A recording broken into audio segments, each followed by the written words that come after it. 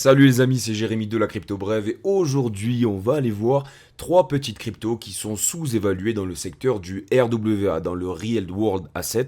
C'est un narratif qui sera à la mode, il a été et il le sera de nouveau, donc on va parler de ça et puis ensuite on ira voir quelques petites actualités sympatoches et importantes autour de la crypto-monnaie. Sur ce, on commence tout de suite, c'est parti. Alors on commence tout de suite avec un petit point rapidos sur la dominance du Bitcoin. Après on ira parler du Bitcoin et ensuite on parlera des crypto-monnaies dans le RWA qui sont sous-évaluées. Bon, comme tu peux le voir avec cette charte qui est plutôt réaliste, quand on n'est pas en logarithmique, il n'y a pas de chantilly, le Bitcoin a pris beaucoup plus d'avance sur les altcoins. Il a dépassé du coup cette trendline, cette résistance qu'on a depuis maintenant plus de 10 ans. Donc voilà, on a vraiment un cycle de Bitcoin qui est bien montré, qui est bien marqué. Et ça, c'est notamment dû avec la présence des ETF. Toujours est-il qu'on a cassé notre biseau maintenant et à l'échelle monthly, ça commence à être pas mal. Ça commence à se dessiner d'une manière plutôt sympatoche. Et l'idée en fait, ça serait de se dire qu'on pourrait venir dans les mois qui viennent, venir rebondir sur cette résistance qui deviendrait un support pour avoir enfin notre all season. Et à partir de ce moment-là, lorsqu'on va venir toucher cette résistance-là, faudra faire attention les mecs et potentiellement faire ses bagages. Et concernant le Bitcoin, comme tu peux le voir, on est toujours en train de ranger. Au moment où je te parle, on est à 95 800 dollars et on a l'impression qu'il est en train de nous décider un espèce de drapeau ascendant là, une espèce de flag. Normalement, tu répètes la montée que tu as eu avant le biseau, juste après ton biseau. Sauf que, ok, ce genre de biseau, tu vois, tout le monde les connaît, c'est des figures de trading basiques. Et il n'est pas impossible qu'on ait un fake out, en fait, qu'on ait vraiment une manipulation de ce biseau là. Donc il n'est pas impossible de continuer notre range là dans ce biseau pour faire une petite percée vers le nord et ensuite un crash vers le sud pour ensuite repartir. Ça, c'est des choses qui arrivent souvent dans le Bitcoin et d'autant plus avec le fait qu'on a de la manipulation avec les institutions qui rentrent en masse. Ce genre de choses, voilà, je pense que c'est vraiment pas à exclure. Il faut pas avoir peur si ça arrive parce que ça sera pour manipuler les foules. Ensuite, sans plus attendre, je vais pas faire durer le suspense. Je vais te présenter les crypto-monnaies qui sont selon moi sous-évaluées dans le Real World Asset, le narratif dont je te parle depuis très longtemps. Ces cryptos, je t'en ai déjà parlé, tu les connais certainement. En fait, ce qui est intéressant avec le RWA et même la DeFi aussi, c'est que tu peux regarder la TVL. Donc la TVL, je te le rappelle en deux mots, en fait, c'est l'argent que tu vas venir bloquer sur un protocole. Grosso merdo, en fait, les gens ils vont vouloir avoir un rendement, ok, en contrepartie de faire un prêt ou de déposer de l'argent. Il y a plusieurs fonctionnalités, notamment dans la DeFi, voilà, mais c'est pas ce qui nous intéresse. Bref, ce qui est intéressant de regarder du coup, c'est la TVL vis-à-vis du market cap ou l'inverse. Et en fait, l'objectif, c'est de se dire, soit on fait la TVL sur le market cap, et du coup, forcément, plus ce rapport-là sera élevé, parce que la TVL sera plus grande que la capitalisation boursière, autrement dit, la valorisation si tu veux, plus ce sera intéressant parce que ça voudra dire que le protocole est sous-évalué. Les gens apportent énormément de confiance dans ce protocole-là et pourtant il n'est pas encore évalué alors qu'il rapporte déjà beaucoup d'argent. Parce que quand il y a de l'argent qui est bloqué sur un protocole, il rapporte de la caillasse au protocole, il faut le savoir. Tandis que tu as des projets qui sont extrêmement capitalisés parce qu'ils ont un très bon marketing, ils communiquent très bien, mais ils n'attirent pas de capitaux. Et eux, du coup, ils sont vraiment surévalués. Là, comme tu peux le voir, du coup, sur cette photo que je te partage, qui a été publiée par GL Capital, en fait, ils ont pris l'inverse. Ok, donc c'est pareil, hein, soit tu fais market cap sur TVL, soit TVL sur market cap. Là, ils ont fait market cap sur TVL. Donc l'objectif, c'est d'avoir un rapport qui soit le plus proche de zéro au possible. Et comme tu peux le constater, la première crypto qui a un super rapport qualité-prix, en fait, on a Pendle dans un premier temps qui est à 0,20. Alors Pendle, c'est vraiment particulier, c'est vraiment le leader dans son narratif. En fait, ils te font de la tokenisation de ton rendement futur et ils sont quasiment les seuls sur le marché. Il y a Revest Finance aussi qui faisait ça, ils le font toujours, mais bon, ils se sont fait dégommer sur le marché. Leur token, il a pris 2-3 gifles pendant la correction de mi-cycle et il est rentré à la cave. Mais t'as Pendle qui a survécu et qui a très bien survécu. Comme tu peux le voir, le token est capitalisé à 945 millions de dollars et il a une TVL de 4 milliards 400 millions. C'est complètement massif pour un projet en plus qui apporte vraiment de la valeur. Hein. Il y a des applications, j'ai même des potes moi qui sont actifs sur Pendle, qui arrivent en plus à faire de l'argent. Donc c'est vraiment cool et ce genre de projet-là, tu vois, lorsque les gens prendront des bénéfices, parce que plus on va avancer dans le cycle, plus les gens, les investisseurs auront des bénéfices et feront travailler leur stablecoin, ça m'étonnerait pas que des protocoles comme Pendle s'en mettent plein les poches. Et inévitablement, le token de Pendle pourrait se valoriser. T'as compris le système. Ensuite, la seconde crypto-monnaie qui est factuellement undervalued, c'est Maple, avec un rapport, comme je viens de te l'expliquer, du market cap sur la TVL de 0,22. Autrement dit, on a un market cap de 120 millions de dollars pour une TVL de 540 millions de dollars. Et ça, c'est complètement massif. Ok, c'est une crypto-monnaie qui est vraiment très intéressante. Je t'en parlais souvent et je te montrais aussi, tu sais, le site là où on pouvait regarder les protocoles DeFi, les protocoles RWA pour pouvoir comparer l'apport d'argent, l'évolution, le nombre d'argent qui rentre sur les protocoles, la valorisation des tokens, etc. Je pourrais t'en parler dans une autre vidéo si tu veux. Mais grosso modo, ce qu'il faut que tu saches là, c'est que pour l'instant, Maple, en fait, ils sont en train de faire un espèce de merge où ils vont passer le token Maple vers Syrup. Ça a déjà commencé. Si tu avais tes tokens sur des exchanges, ben, du coup, tu as pu voir qu'ils se sont transformés en Syrup. Et là, pour l'instant, ben, c'est un peu le flou parce que voilà, les investisseurs, on n'aime pas trop quand ça bouge, on n'aime pas trop voilà, changer de token. C'est vrai que ça casse les pieds. Et puis voilà, on a toujours de l'incertitude. En général, ça crache un petit peu d'abord. Et là, on n'a pas trop de data, donc c'est compliqué d'avoir vraiment une idée technique en fait sur le token. Et selon moi, vis-à-vis de la confiance des investisseurs, vis-à-vis du coup de l'argent qui est déposé sur ce protocole-là, ce qui délivre aussi, pour moi, en dessous de 0,20 $ par Syrup, ça s'achète. Donc voilà, moi personnellement, j'ai déjà mon bag qui est prêt. Donc voilà, je ne vais pas rentrer maintenant.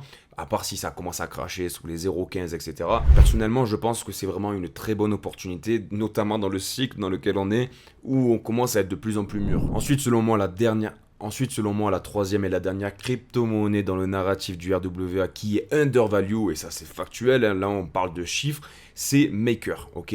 On a un rapport qui est un tout petit peu plus élevé de 0,25, mais c'est largement correct à la place d'un Hondo par exemple. Je te dis pas qu'Hondo c'est pas bien, attention.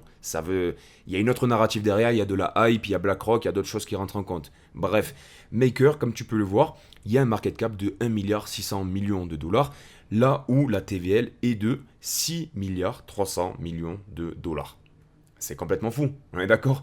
6,3 milliards de dollars pour une crypto-monnaie qui est à 1 milliard de dollars. Et notamment, ce qui est intéressant avec Maker aussi, c'est que le token est listé un petit peu de partout. Il est listé sur Binance, il est listé sur les plus grands exchanges. Et ça, forcément, quand les nouveaux vont rentrer dans le marché de la crypto-monnaie, lorsqu'ils vont commencer à jeter des pièces un peu dans les nouveaux narratifs, ils vont aller sur Binance. Et typiquement, je sais de quoi je parle, je connais des gens qui ont eu la flemme d'acheter des tokens parce qu'ils étaient sur des exchanges et ils n'avaient pas envie de les télécharger ou de passer par de la DeFi, etc. Donc, ils préféraient avoir un token de moins bonne qualité, un moins bon projet, juste par flemme parce qu'il était listé sur Binance. Le fait que ce token soit listé sur Binance, c'est quand même un bon point qu'il faut noter. Concernant le cours de Maker, actuellement il est à 2000 $. On a fait un top qui était aux alentours de la mi-avril, tu t'en doutes. On était monté carrément à 4000 $, donc on a à peu près un 50% jusqu'au sommet local. Le token, il montre pas mal d'intérêt, donc on va le suivre de près, mais l'objectif, voilà, dans un premier temps, ça serait de venir casser les résistances aux alentours des 2700 $, et ça formerait du coup à long terme une espèce de petite tasse et anse. Tu sais, c'est la figure de trading qu'on retrouve souvent, notamment dans la crypto-monnaie, et avec TAO en ce moment d'ailleurs, on a une belle tasse et anse. Donc voilà, à suivre de près. Bon, et pour rester dans le narratif du RWA, je suis obligé de te parler de Hondo parce que c'est le roi du RWA. C'est peut-être pas le plus utilitaire, c'est pas celui qui attire le plus de capitaux, mais d'un point de vue de la hype, il y a BlackRock derrière, il y a pas mal de choses qui sont intéressantes et le token, il se valorise très bien.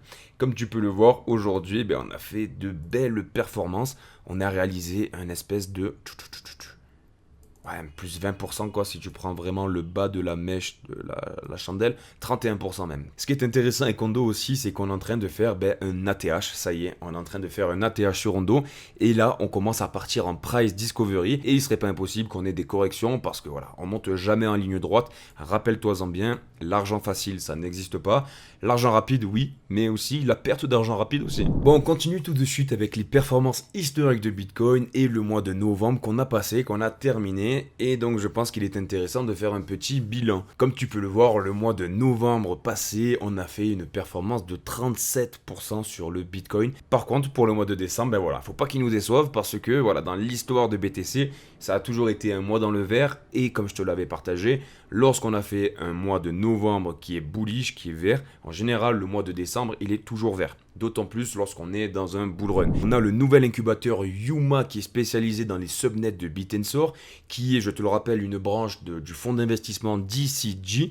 qui avait commencé par accompagner Sturdy, tu sais le token qu'on adore là dans la crypto brève qui a bien performé, et maintenant il décide d'accompagner GPAI. Donc c'est plutôt bullish pour l'écosystème de Bitensor, même si GPAI il n'y a pas de token.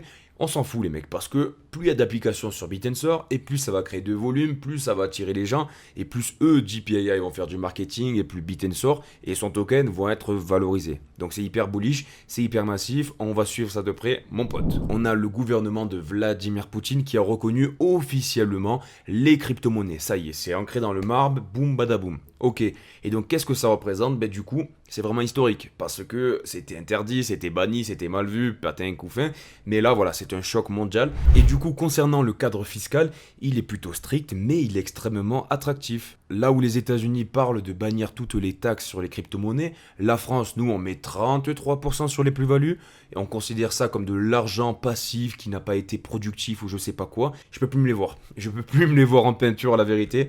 Et la Russie, eux, qu'est-ce qu'ils font? Ben, ils mettent des impôts, d'accord? C'est pas 33%, c'est 13% pour les revenus jusqu'à 2,4 millions de roubles et 15% au-delà de ce montant. 15%, tu te dis vraiment, bon, ok, si c'est pour la bonne cause, vas-y, on les paye. 33%, en gros, c'est quoi la prochaine étape, quoi? Le pays des lumières. Et pour te faire un petit point rapidos, te reparler de Maple dont je t'ai parlé et dont j'aime bien te parler régulièrement. Tu le sais, Maple, du coup, on a une grosse TVL, mais on a surtout de l'argent qui rentre. On a déjà des bénéfices, malgré que ce soit un petit projet, on a déjà de l'argent dans ce projet-là. Il gagne à peu près en moyenne 24 millions de dollars pour un market cap de 234 millions de dollars. Donc en fait, si tu veux, la valorisation du projet, elle est à 10 fois les bénéfices. C'est plutôt correct. Si tu regardes ce que gagnent les projets les plus gros dans la crypto-monnaie, tu peux prendre notamment Ethereum si tu veux, on n'est pas ce ratio-là. Donc tu vois, c'est hyper bullish pour Maple. Autrement dit, Sirup, je ne change pas d'avis, je pense toujours qu'il y a un très gros potentiel pour le bull run 2024-2025. Ensuite, dernier petit point autour de Bitcoin avec les indicateurs clés qu'il faudra surveiller en décembre 2024, le mois dans lequel on est, parce que, comme je te l'ai dit dans la vidéo d'hier, on a des annonces macroéconomiques qui peuvent avoir un rôle très important, notamment si on a des nouvelles qui sont pas très bullish sur le marché. Donc on va essayer de voir dans les quelques jours qui viennent là, si on peut pas regarder un petit peu et prédire les résultats macroéconomiques qu'on pourrait avoir à la date précise dont je t'ai parlé. Si tu veux plus d'infos sur cette date un petit peu risquée là, va voir la vidéo d'hier, je t'en parle plus en détail. C'est déjà terminé mon gros, n'hésite pas à me laisser un petit like, à t'abonner, à laisser un commentaire pour me donner la force. Et je te donne rendez-vous demain à 5h du matin. Bisous, ciao ciao, bam!